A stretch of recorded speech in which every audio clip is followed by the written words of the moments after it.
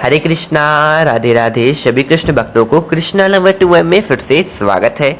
आज की वीडियो में आप लोगों के लिए लेकर आया हूँ कि भगवान श्री कृष्ण को क्यों कहा जाता है लड्डू गोपाल। आइए जानते हैं इस नाम के पीछे की कहानी। चलिए वीडियो स्टार्ट करते हैं। सब्सक्राइब करिए कृष्णा नंबर 2M को और बाजू वाले बेल आइकन को ऑल पे सेट कर दीजिए मेरी हर एक वीडियो का नोटिफिकेशन मिलने के लिए सबसे पहले। ब्रज भूमि में बहुत समय पहले श्री कृष्ण के परम भक्त रहते थे। उनका नाम कुंवन दास जी था। उनका एक पुत्र था रघुनंदन। कुंवन दास जी के पास बांसुरी बजाते हुए श्री कृष्ण का चित्रपट था। वे हर समय प्रभु की भक्ति में लीन रहते और पूरे नियम से श्री कृष्ण की सेवा करते।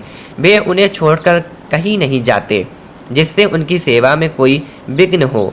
एक दिन वृंदावन से उनके लिए भागवत कथा करने का न्योता आया। पहले तो उन्होंने मना किया, परंतु लोगों के जोर देने पर वे जाने के लिए तैयार हो गए कि भगवान की सेवा की तैयारी करके वे कथा करके रोज वापस लौट आया करेंगे। भगवान का सेवा नियम भी नहीं छूटेगा। अपने पुत्र को उन्होंने समझा दिया कि भोग मैंने बना दिया है, तुम ठाकुर जी को समय पर भोग लगा देना, और वे चले गए। रघुनंदन ने भोजन की थाली ठाकुर जी के सामने रखी और सरल मन से आग्रह किया कि हे कृष्ण कन्हैया, आओ भोग लगाओ। उसके बाल मन में यह छवि थी कि वे आकर अपने हाथों से भोजन करेंगे जैसे हम खाते हैं। उसने बार बार आग्रह किया, लेकिन भोजन तो वैसे ही वैसा रखा था। अब उदास हो गया और रोते हुए पुकारा कि हे मुरलीधर, आओ भोग लगाओ। ठाकुर जी ने बालक का रूप धारण किया और भोजन करने बैठ गए और रघुनंदन भी प्रसन्न हो गया। रात को कुंवनदास जी ने लौटकर पूछा कि भोग लगाया था बेटा?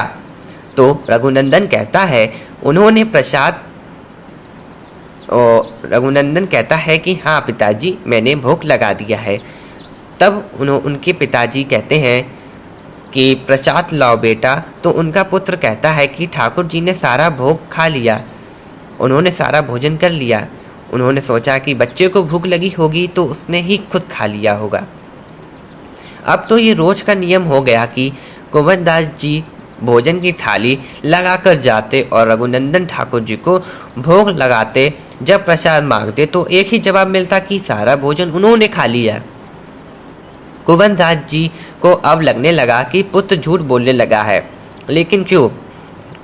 एक दिन कुंवन दास जी ने लड्डू बनाकर थाली में सजा दिए और छुप कर देखने लगा कि बच्चा क्या करता है।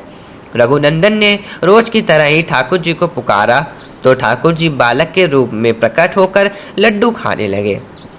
यह देखकर कुंवन दास जी दौड़ते हुए आए और प्रभु के चरणों में गिरकर विनती करने लगे।